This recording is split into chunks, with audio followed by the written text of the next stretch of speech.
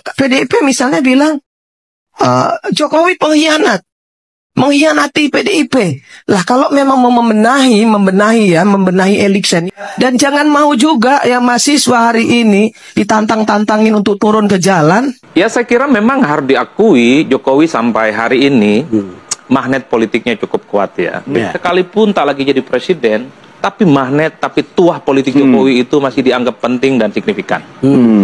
Yang kedua, Jokowi tentu juga ingin menunjukkan kepada lawan-lawan politiknya, khususnya kepada PDIP, bahwa orang-orang Jokowi yang bertanding di pilkada, baik di Jakarta dan di Jawa Tengah, itu bisa dimenangkan.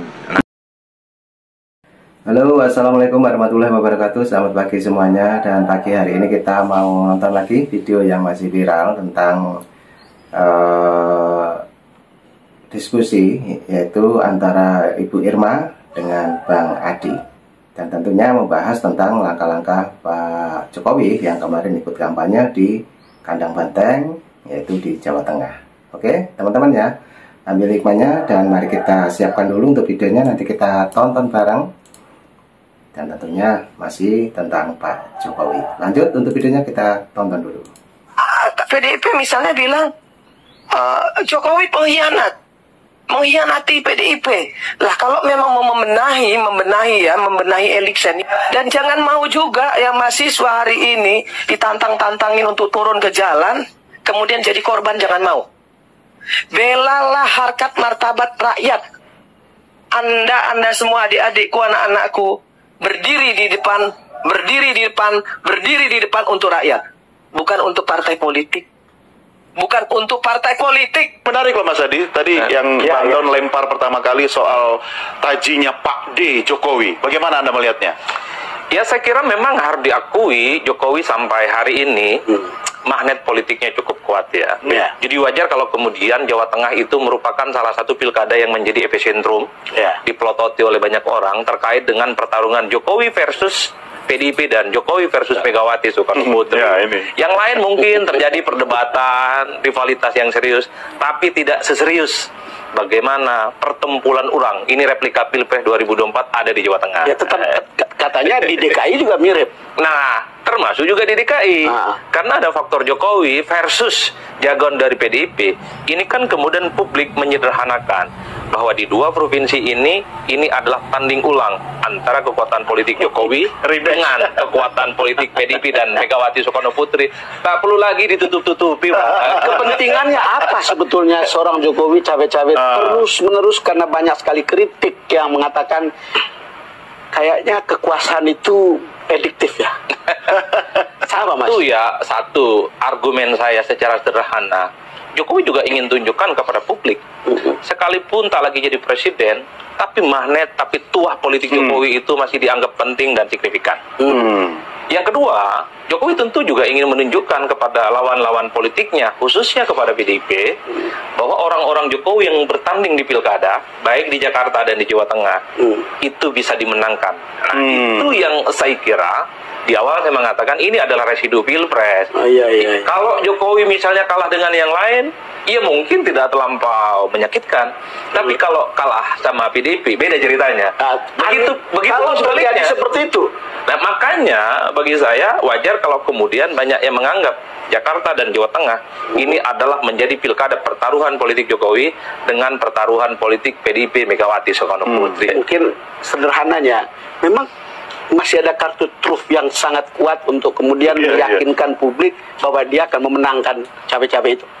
Ya sebenarnya pemilih di bawah ini kan menganggap Jokowi, jejak-jejak politiknya di Jawa Tengah dan Jakarta masih ada. Terlepas dari berapapun jumlah persentasenya, itu yang sepertinya membuat kenapa Jokowi itu harus tampil ke publik, memberikan dukungan secara terbuka kepada Lutfi dan Ridwan Kamil. Dan tidak ada yang melarang Jokowi untuk mengendorse siapapun kan? Nah per hari ini tak bisa lagi Jokowi disebut cawe-cawe, karena sudah rakyat biasa seperti kita, Pak. Iya, rakyat biasa, tetapi karena dia mantan presiden, orang tetap mempersoalkannya, kira-kira gitulah. Nah itu yang saya kira tinggal diuji seberapa kuat sebenarnya endorsement dukungan politik yang diberikan oleh Jokowi baik di Jawa Tengah ataupun di Jakarta. Tentu waktulah yang akan menjawab segala-galanya, karena ada kecenderungan seseorang kalau sudah tak lagi menjadi pejabat publik, aura kebintangannya itu berkurang. Betul. Ya. Calon itu akan menolak, Bang, di-endorse oleh orang yang memang resistensinya kuat. Kenapa Lutfi Tetapi menerima? kalau calonnya melemah, apa boleh buat kan? Salah satunya mungkin karena saya melihat ya jelang pencoblosan tanggal 27 November, semua calon ini pastinya sudah mengkapitalisasi segala instrumen kekuatan politiknya. Instrumen elit kunci, ada pakai artis, pakai tokoh lokal, pakai tokoh-tokoh pemuda, kemudian asosiasi-asosiasi organisasi politik, sayap kanan, sayap kiri. Karena dalam demokrasi langsung satu suara itu penting. Secara statistik tidak mungkin ada angka 10 tanpa ada angka 1. Jokowi sepertinya berhitung juga, sekalipun misalnya harus disebut Jakarta itu bukan basisnya Jokowi, tapi setidaknya Jokowi masih bisa mengamplifikasi sedikit banyak kekuatan politiknya untuk mendukung Ridwan Kamil dan Suswono memenangkan pertarungan di Jakarta. Kan gitu jalan ceritanya yang kita tangkap. Iya. Cuman tidak terbayang kalau saya kalah karena melawan Jokowi, saya bilang, oh wajar. Gitu. Tetapi andai kata endorsement itu tidak efektif dan tidak mencapai tujuan, ya akan terjadi. Ya ini yang saya sebut. Ini kalau di awal saya sebutkan adalah pertarungan hidup mati Jokowi, hidup mati PDIP dan Megawati. Ini ada di atasnya lagi, Bang. Ini pertaruhan harga diri. Harga diri. Nah, itu sangat menarik teman-teman ya untuk perbincangan pagi hari ini antara Bang Adi. Dan mungkin videonya masih panjang ya, kita dengarkan lagi. Dan jangan lupa yang punya saran dan kritik tulis di kolom komentar saya. Oke, lanjut lagi untuk videonya, kita play. Harga diri dan gengsi, Bang. Harga diri dan gengsi. Kalau melihat riwayatnya Bu Mega, mungkin gengsi dan harga diri itu beda tipis ya, Mas Adi ya. Artinya kita lihat waktu hubungan komunikasinya Bu Mega dengan Pak SBY, ya kan? Ya. Ini bukan hanya soal siapa yang di-endorse gitu. Nah, kalau Anda melihat ini panggung buat siapa sebenarnya nih? Buat Jokowi atau buat calon yang bertarung? Kalau dari segi Jokowi sebenarnya, Jokowi ini tidak ingin kelihatan sebagai orang yang tidak punya kekuatan politik setelah nggak jadi presiden. Jadi Jokowi ingin bilang bahwa orang-orang terbaiknya yang selama ini dianggap sebagai Jokowismen, itu menang dalam pilkada. Yang kedua, tentu Jokowi itu juga ingin kasih pesan bahwa Jokowi ini nggak pernah kalah dalam politik, Bang. Iya. Tetapi kan begini, kadang-kadang politik mengendorse kan berdasarkan kepentingan. Betul. Jadi itu beyond capability, beyond kalkulasi-kalkulasi profesional gitu. Betul. Kan kita bisa lihat tokoh yang didukung, kira-kira begitu. Betul. Tidak jelek tentu, tetapi kan kita bisa membanding-bandingkan. Kira-kira kalau lihat Mas Adi, seperti apa ya yang begini? Saya begini ya. Pertama saya ingin melanjutkan. Ini kan semacam Jokowi ingin menunjukkan bahwa dalam pemilu tidak pernah kalah. Dalam pilkada akan dilanjutkan, Jokowi ingin disebut tidak akan pernah kalah. Ini yang saya sebut sebagai perjudian yang mahal. Karena kalau calon-calon Jokowi di Jawa Tengah dan Jakarta kalah, orang akan bilang, Jokowi ternyata tidak ada apa-apanya kalau tidak bersama PDIP dan kalau sudah tak lagi jadi presiden. Artinya Jokowi selama ini hebat karena PDIP dan karena jadi presiden. Nah ini yang saya kira pertaruhan yang mahal bagi Jokowi. Dan karena bansos. tinggal diuji. Kan sudah dilarang. Apakah setelah tidak ada instrumen untuk mengakses sumber kekuasaan, Jokowi masih kuat atau tidak? Tapi itu jalan ceritanya. Nah, ini menarik, sangat menarik. Iya, ini menariknya juga, Mas Adi. Artinya PDIP juga perlu kondisi seperti ini kan untuk mempertegas bahwa memang dia punya legitimasi yang kuat ya di masyarakat, atau karena ada Jokowi begitu. Ya, sebenarnya kalau kita hitung satu persatu, kenapa Jokowi misalnya hanya terkonsentrasi di misalnya ini di Jakarta ataupun di Jawa Tengah, selain itu adalah wajah Jokowi, tentu kan pesan politiknya adalah Jokowi ingin melihat betapa orang-orang yang didesain dan dimenangkan oleh Jokowi, dia akan establish untuk stamina politiknya di 5 tahun yang akan datang. Per hari ini, sebenarnya kalau kita melihat Jokowi tentu ada wapres dong. Tapi rasa-rasanya bagi Jokowi itu nggak cukup. Kan politik bisa berubah 5 tahun lagi, Mas. Nah, tapi per hari ini, rivalitas dengan Merah itu nggak bisa dihilangkan. Permusuhan secara politik dengan kubu PDIP dengan Megawati Soekarno Putri itu nggak bisa kita tutup mata, Pak. Jadi pembuktian-pembuktian yang semacam itu yang seperti ingin Jokowi tunjukkan juga dalam berbagai orkestrasi dan dukungan politiknya. 5 tahun yang akan datang itu untuk Gibran atau untuk siapa? Bisa untuk Gibran, bisa untuk orang-orang yang disebut sebagai Jokowismen. Itu artinya saya membaca di 2029, Jokowi itu tidak mau hampa. Jokowi itu tidak mau kelihatan tidak ada mainan politik yang kemudian akan menyebut bahwa Jokowi itu akan hilang dari peredaran. Karena memang selama ini diktum politik kita secara umum, kalau bukan ketua umum, tak lagi jadi presiden, tak punya akses terhadap kekuasaan, biasanya dia wassalam, Bang. Wassalam. Don, itu kekuasaan itu ediktif. Iya. Ada beberapa pekerjaan yang membuat kita ediktif. Salah satunya jurnalisme. Iya. Kedua, researcher. Ketiga, kekuasaan politik.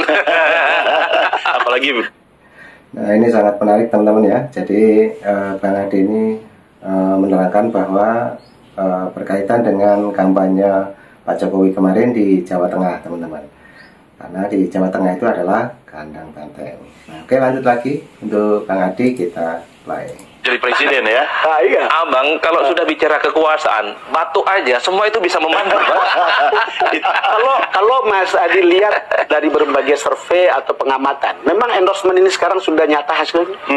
Saya kira endorsement itu tetap penting ya, terutama untuk mengkapitalisasi, dia mengorganisasi ulang pemilih-pemilih loyal yang terafiliasi dengan Jokowi.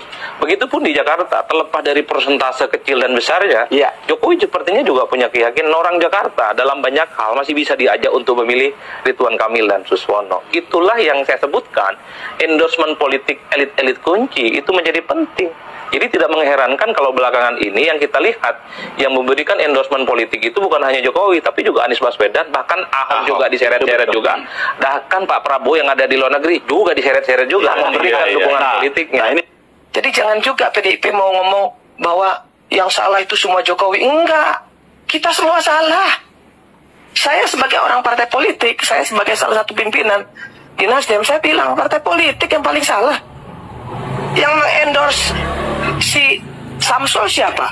Partai politik. Nah, yang ngendorse Samsul itu kan partai politik. Bapaknya senang-senang aja di endorse. Terus Pak PDIP misalnya bilang Jokowi mengkhianati PDIP. Lah kalau memang mau membenahi Eriksen ini, nggak perlu dong ribut-ribut. Jokowi nggak lagi bersama dengan PDIP, nggak perlu. Cuek aja, PDIP juga bisa kok. Kan itu harusnya. Tapi kan PDIP ribut. Kenapa Jokowi minggat dari PDIP? Kan itu adik-adikku. Dan jangan mau juga yang mahasiswa hari ini ditantang-tantangin untuk turun ke jalan, kemudian jadi korban, jangan mau. Belalah harkat martabat rakyat. Anda semua adik-adikku, anak-anakku, berdiri di depan untuk rakyat. Bukan untuk partai politik. Bukan untuk partai politik. Bukan untuk kekuasaan, nggak usah. Nah, oke teman-teman, itulah video yang kita tonton pagi hari ini. Dan itulah keterangan ataupun penjelasan dari Bang Adi juga. Dan baru saja kita simak adalah Bu Irma, yang dimana di sampingnya ada Pak Hasto. Oke teman-teman ya, jadi cukup itu dulu yang kita tonton. Mungkin ada saran dan kritik dan mau berkomentar silahkan tulis di kolom komentar saya. Nanti juga ada video lagi, tetap tunggu di Panjang Indonesia. Oke, terima kasih semuanya. Assalamualaikum warahmatullahi wabarakatuh. Sampai jumpa.